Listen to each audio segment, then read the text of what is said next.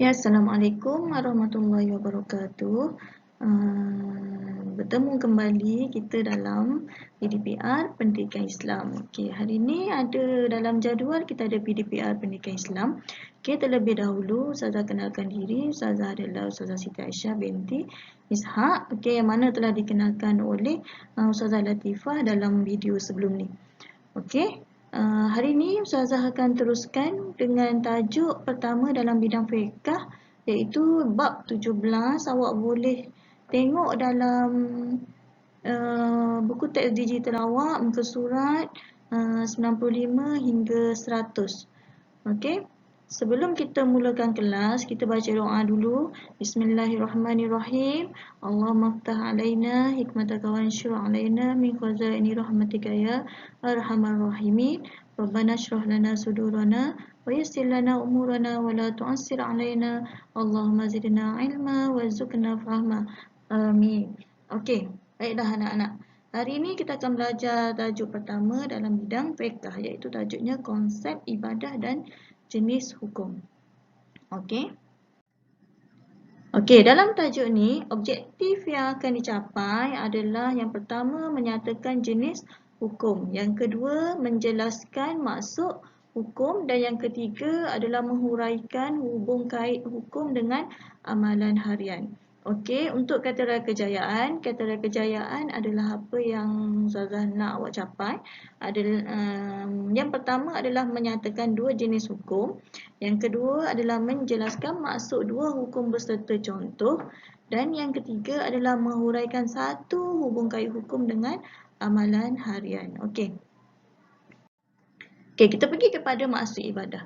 Okey, maksud ibadah adalah dari segi bahasa adalah tunduk dan patuh kepada Allah. Okey, maksud ibadah dari segi istilah pula adalah semua perkataan dan perbuatan zahir ataupun batin yang disukai dan diredai oleh Allah. Tak kira apa yang kita cakapkan, tak kira apa yang kita lakukan, sama ada secara luaran ataupun dalaman yang disukai dan diredai oleh Allah itu dikira sebagai ibadah.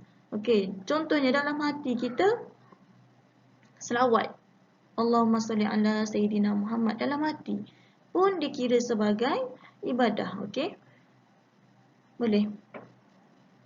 Okey, ibadah terbahagi kepada dua iaitu ibadah khusus dan juga ibadah umum. Okey, apa itu maksud ibadah kedua-dua ibadah ni?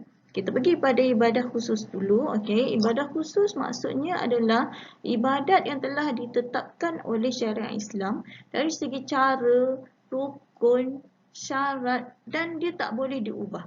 Okey, contoh ibadah khusus ni adalah solat, puasa, zakat, haji. Okey, contoh Ustazah, boleh tak saya nak solat, saya nak rukuk dulu. Baru saya nak baca Al-Fatihah pada rakaat pertama. Tak boleh sebab dia adalah sesuatu yang telah ditetapkan oleh syariat Islam. Itu namanya ibadah khusus. Ustazah, boleh tak saya nak puasa Ramadan dalam bulan Syawal? Saya nak puasa, saya tak nak puasa Ramadan sebulan tu, saya tak nak. Saya nak puasa dalam bulan Zulkaidah. Boleh tak? Tak boleh. Sebabnya dia telah ditetapkan. Okey? Dan tak boleh diubah. Okey, itu ibadah khusus. Okey, ibadah umum pula. Maksud ibadah umum adalah ibadah yang meliputi segala aspek kehidupan, sama ada yang berkaitan dengan hubungan manusia sesama manusia ataupun hubungan manusia dengan makhluk lain dan tak boleh bertentangan dengan syariat Islam. Okey, contohnya makan, minum, berniaga, bekerja.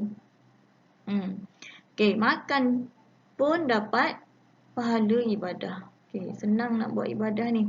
Okey. Ulama fiqh telah membahagikan hukum taklifi kepada 5 jenis. Ini kita biasa dengar ni.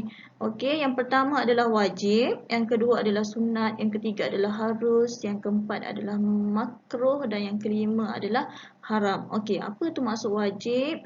Wajib tu kalau kita buat, kita dapat pahala, kita tinggal, kita dapat dosa. Okey, kalau sunat tak berdosa jika ditinggalkan, tapi kalau kita buat kita dapat pahala. Kalau harus nak buat tak apa, tak buat tak apa. Okey. Yang makruh, kalau kita tinggal kita dapat pahala, kalau kita buat kita tak berdosa. Okey, kalau haram di sebaliknya dengan wajib lah. Haram kalau kita buat kita dapat dosa, tapi kalau kita tinggal kita dapat pahala. Okey.